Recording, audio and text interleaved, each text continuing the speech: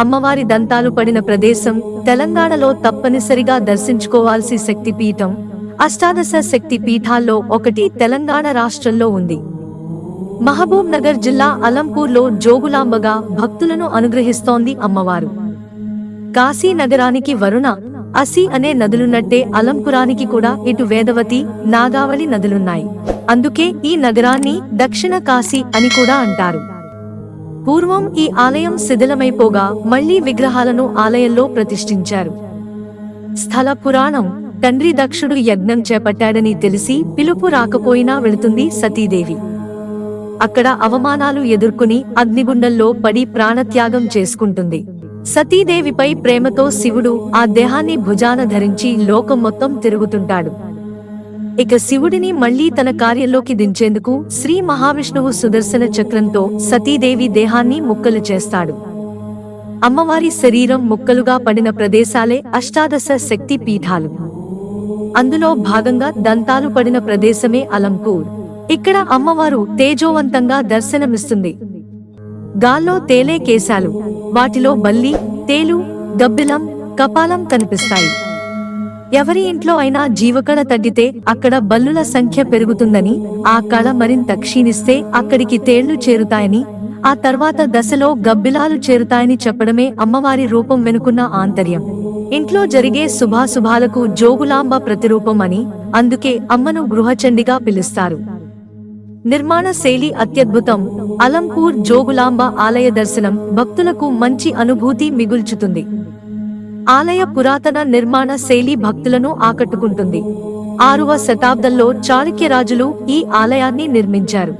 గోపురాలు, వాటిపై శిల్పకళ సహా మొత్తం ఆలయ నిర్మాణం అప్పటి నిర్మాణ శైలికి సాక్ష్యాలుగా నిలుస్తాయి. 14వ శతాబ్దంలో దాడుల కారణంగా అమ్మవారి ఆలయం దెబ్బతిన్నా ఆ తర్వాత మళ్లీ కొత్త ఆలయాన్ని నిర్మించి అమ్మవారిని పునఃప్రతిష్ఠించారు.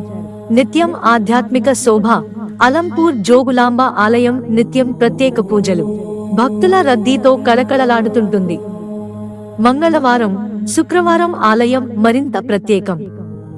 సంతాన సమస్యలు, అనారోగ్య సమస్యలు సహా ఎలాంటి కష్టాన్నైనా తీర్చే తల్లిగా అమ్మవారు భక్తులను అనుగ్రహిస్తోంది. కార్తీక మాసం, శివరాత్రి, శరన్నవరాత్రులు ఈ ఆలయంలో చాలా ప్రత్యేకం. సువర్ణార్చన, కన్య పూజల కోసం మహిళలు అధిక సంఖ్యలో అమ్మవారిని దర్శించుకుంటారు. జోగులాంబ ఉగ్రస్వరూపిణి. మొదట అమ్మవారి విగ్రహం బాల బ్రహ్మేశ్వరాలయంలో ఉండేది. ఆ తర్వాత ప్రత్యేకంగా ఆలయాన్ని నిర్మించి అక్కడకు తరలించారు.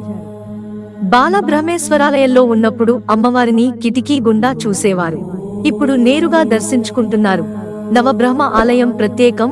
అలంపూర్లో అష్టాదశ శక్తిపీఠాల్లో ఒకటైన జోగులాంబ దేవాలయంతో పాటు నవబ్రహ్మ ఆలయం కూడా ఉంది.